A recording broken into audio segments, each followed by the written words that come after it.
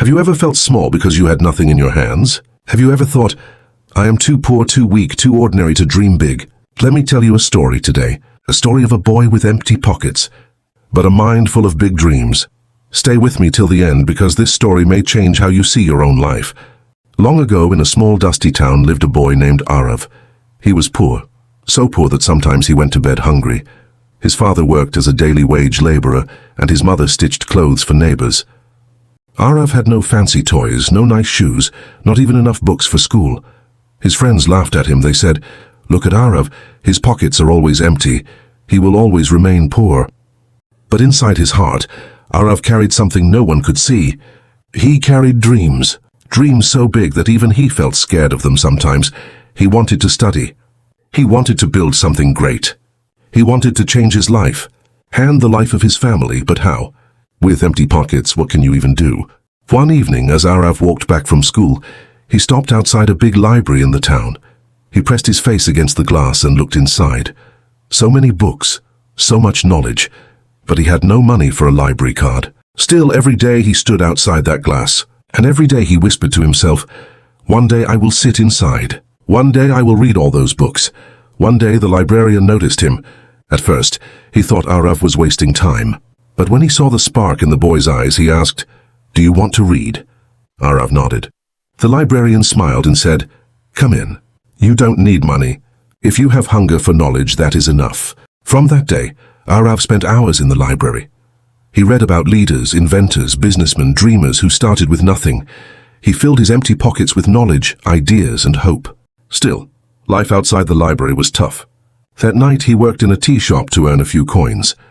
He saved every rupee. Sometimes he was so tired he wanted to quit. Sometimes hunger was stronger than hope. But every time he thought of giving up, he remembered the books. And he said to himself, "If they can rise from nothing, so can I." Years passed. Aarav finished school with top marks. But college? Too expensive. His friends said, "Forget your dreams. Get a small job. At least you will earn something." But Aarav thought bigger. He believed in the power of thinking big. He applied for scholarships. He wrote letters. He knocked on doors that people said were closed. One day a letter arrived. It said, "Congratulations. You have been granted a full scholarship." That moment tears rolled down his mother's face. His father, who had bent his back carrying bricks all his life, stood taller that day. In college, Aarav studied harder than ever. He spent nights in the library, days working part-time jobs.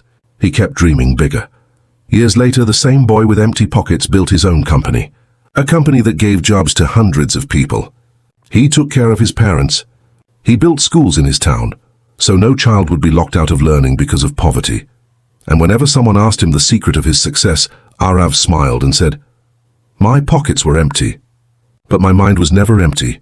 I always thought big."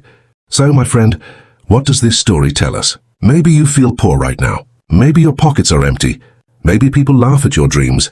But remember this, poverty of money is temporary. Poverty of the mind is permanent. If you think small, your life will stay small. If you think big, your life will grow bigger than you can imagine. Aarav had nothing but big dreams. Dreams turned into thoughts. Thoughts turned into actions. And actions turned into success. So ask yourself today, are you limiting your life because of your empty pockets? Or are you ready to think big, even if the world calls you foolish? Because the truth is simple. Big dreams don't cost money. Big dreams only cost courage. And when you dare to think big, even the world will open its doors for you. So never be afraid of empty pockets.